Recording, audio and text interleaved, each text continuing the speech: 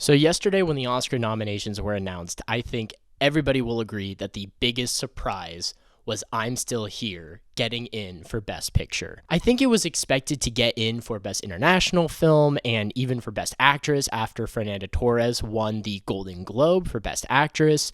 However, I don't think anybody had this on their radar for it getting into Best Picture. So I, like many people, were super surprised and immediately went out to go see it later that night. On our Oscar nominations reaction video, shout out to those of you who watched that, we got a lot of comments from people who are big fans of the film who requested a review. So here I am. I'm Still Here tells the story of a family living under a dictatorship in 1970s Brazil, particularly one woman named Eunice, whose husband is a former congressman who is a victim of political persecution, is kidnapped, and her experience as a mother and a wife and eventually a human rights activist during this horrible time. And to get the obvious out of the way, Fernanda Torres is incredible in this movie. Her character is so strong.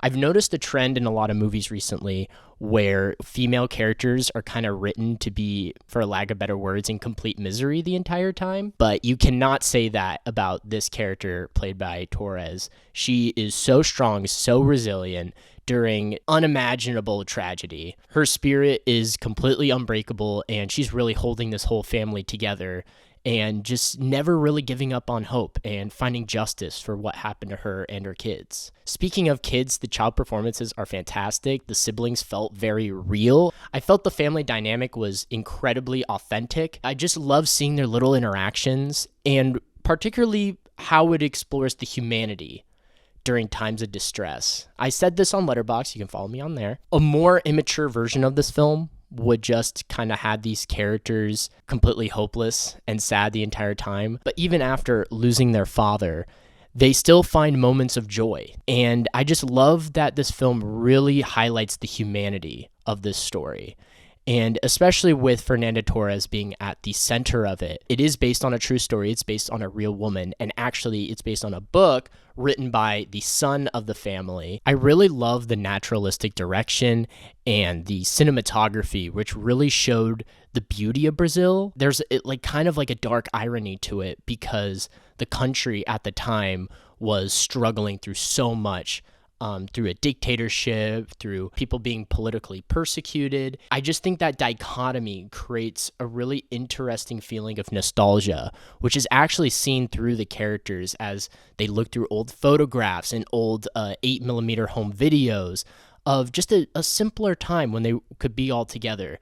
And that's really what packs a punch in the third act. I don't want to get into spoilers or how everything really plays out. But overall, despite it being like a rather sad story, the character of Eunice, who is based on a real person, is such an inspiring presence that the film isn't a downer. If anything, it's rather uplifting and it inspires hope and resilience. Fernanda Torres is as incredible as everybody's saying. She absolutely deserves that nomination, maybe even a win. We'll see. Some of you may know this, but I don't really do star ratings anymore. But if I had to give this a score out of 5, it would definitely probably be like a 4.5 out of 5, 4.5 out of 5, 9 out of 10.